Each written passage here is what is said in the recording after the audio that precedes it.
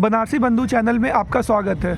आज हम लोग काशी में सिगरा स्थित शहीद उद्यान पार्क में बैठे हैं। आज हम लोग संसद में जो अमित शाह का बयान है, हम उस पर आपकी राय जानना चाहते हैं, अपनी हम राय रखना चाहते हैं। तो आपका क्या विचार है जो अमित शाह का बयान अम्बेडकर जी के ऊपर दिया गया है?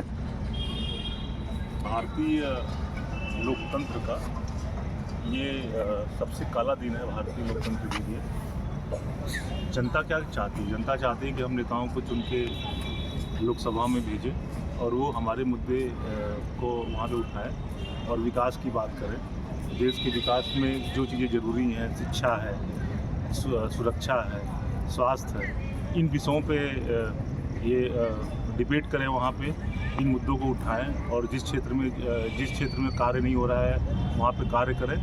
लेकिन जब से भारत आज़ाद हुआ, आप देखिए कि संसद में जब भी कोई संसद सत्र शुरू होता है तो ये लोग सिर्फ पुराने नेताओं के ऊपर ये लोग लड़ाई करते हैं, झगड़ा करते हैं, इतिहास को पुनर्स्थापित करते हैं और उन मुद्दों पे ले जाके जनता के मुद्दों को ये लोग अटका देते हैं। अगर मैं अम्बेडकर की बात करूं तो देखिए, अमित शाह जी ने तो यही बोला था कि उनका ये कहना था कि भाई अम्बेडकर के मुद्दे पे आप लोग सिर्फ अम्बेडकर का नारा देते हैं लेकिन अम्बेडकर के लिए आपने कुछ किया नहीं। ठीक है, अब इन्होंने उस मुद्दे को लपक लिया।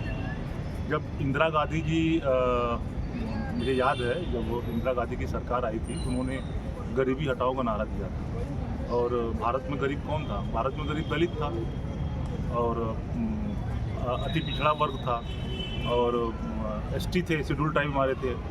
लेकिन आज तक गरीबी हटी नहीं यहाँ पे। और आरक्षण के नाम पे आप देख लीजिए, आरक्षण सिर्फ उन्हीं लोगों को मिल रहा है दलित में जो क्रीमी ले रहे हैं। और इसके बाद भी जो शुरू से जिनका परिवार बहुत मजबूत रहा है, जो समृद्ध रहा है, आज आरक्षण का लाभ वही ले रहे हैं। और आज भी दलित जो पिछड़े थे वो आज पिछड़े हैं, गरीब है वो गरीब है, और वही दलित आगे बढ़ा हुआ है जो पहले से अमीर था।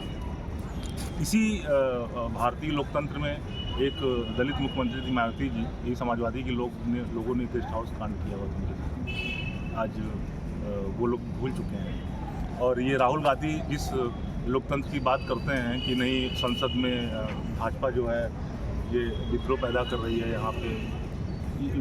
लोग 2000 जब इनकी सरकार थी 2014 के पहले दूसरे सत्र में इन्होंने लोकसभा के पटल पर अध्यादेश फाड़ा हुआ है और सदन में इन्होंने एक महिला सांसद के साथ बदतमीजी भी कर रखी है। तो मैं ये कहना चाहता हूँ कि चाहे देखिए, अब मुझे नहीं पता कि गलती किसकी है, क्योंकि हर पार्टी जो एक दूसरे को गलत ठहरा रही है। अभी भाजपा जो है कांग्रेस को गलत ठहरा रही है, कांग्रेस जो है भाजपा को गलत ठहरा रही है और अम्बेडकर के नाम के लोग राजनीति कर रहे हैं। लेकिन आज भी जो बाकी जो दलित है वो बहुत पिछड़ा है, बहुत गरीब है वो, और जो मतलब जिनको शिक्षा का लाभ मिलना चाहिए, जिनको आरक्षण का लाभ मिलना चाहिए, आज उनको लाभ नहीं मिल पा रहा है। जो पुराने जो पैसे वाले थे दलितों में, आज वो उसका लाभ वही ले रहे हैं, उनके बेटे ले रहे हैं, उनकी बेटी, उनका कोई ख्याल करने वाला नहीं है। तो मैं यही कहना चाहता हूँ कि भाई जनता को आवाज़ उठानी चाहिए कि आप लोग ये क्या कर रहे हैं सदन में जाके। महंगाई का मुद्दा आप उठाइए, आज हमारे देश को किस चीज़ की ज़रूरत है आप उसका मुद्दा उठाइए। लेकिन आप अम्बेडकर के नाम पे आप लोग ये जो गलत खेल खेल रहे हैं और जनता को जो गुमराह कर रहे हैं वो बहुत ही गलत हो रहा है। और मैं जनता से ये कहना चाहता हूँ कि जब तक आप नहीं उठेंगे नेताओं के खिलाफ, चाहे वो किसी पार्टी का नेता क्यों ना हो, जब तक हमारे सही मुद्दों पे ये लोग अगर ऐसा कोई नेता जो चुन के जाता है लोकसभा में और हमारे मुद्दों को उठाने में असफल है, वो चाहे किसी पार्टी का हो, तो आप अगले चुनाव में 2029 में जो लोकसभा का चुनाव होने वाला है, ठीक है, आप उन चुनाव में ऐसे नेताओं को बाहर का रास्ता दिखाइए। मैं आपसे ये जानना चाहता हूँ कि जो माननीय अमित शाह जी ने कहा है अम्बेडकर अम्बेडकर अम्बेडकर अम्बेडकर अम्बेडकर, तो आप इस बयान को किस तरह देखते हैं? आप देखिए, अमित शाह जी देखिए, मैं किसी पार्टी का वो नहीं कर रहा हूँ, समर्थन नहीं कर रहा हूँ, लेकिन मैं ये कहना जो उन्होंने कहा क्या, उन्होंने ये कहा कि आप अम्बेडकर के नाम की राजनीति करते हैं, लेकिन जो अम्बेडकर के जो लोग हैं आप उनको कोई फ़ायदा नहीं देते हैं। आप उनका सिर्फ वोट लेना जानते हैं, लेकिन आज तक आपने उनका ख्याल कभी नहीं किया, आपने उनके लिए कुछ नहीं किया। जैसे मैं गरीबी हटाओ का जो नारा था इंदिरा जी का, वो फ्लॉप था बिल्कुल। और आप ये देखिए 2014 के बाद भी मोदी जी आए यहाँ पे, ठीक है, और बांग्लादेश में इतने सारे दलित मारे गए वहाँ पे देखिए हिंदू तो मरे हैं, तो हिंदू में कौन मारा है? दलित मारा है वहाँ पे। बीजेपी ने एक बार भी ये नहीं कहा कि नहीं बांग्लादेश के खिलाफ कोई कार्रवाई की मोदी जी ने वहाँ पे। तो कोई कार्रवाई नहीं की। आप हमारे पार्टी चाहे कोई हो, दलितों के लिए ये लोग कुछ नहीं करते, सिर्फ दलितों को वोट लेना जानते हैं लोग। आप हमारे देश के माननीय सदस्यों को सांसदों को क्या राय देना चाहेंगे कि सांसदों को ये राय देना चाहते हैं कि देखिए, एक आम नागरिक नहीं, आप किसी क्षेत्र के आप सांसद हैं, समझे, और कम से कम 7-8 लाख वोट पाके आप चुनाव, मतलब 20 लाख के वोट का एक संसदीय क्षेत्र होता है।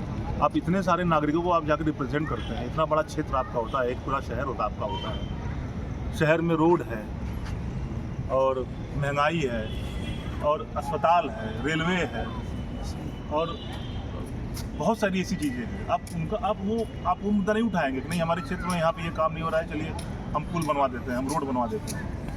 लेकिन आप उन मुद्दों पे लड़ते हैं वहाँ पे जाके। और एक संसद में मुझे तो मतलब एक्चुअल कैलकुलेशन पता नहीं है, लेकिन एक दिन का कम से कम कुछ नहीं तो 10 से 20 करोड़ रुपए खर्चा होता है, 15 से 20 करोड़ रुपए खर्चा होता है एक संसद चलाने के लिए।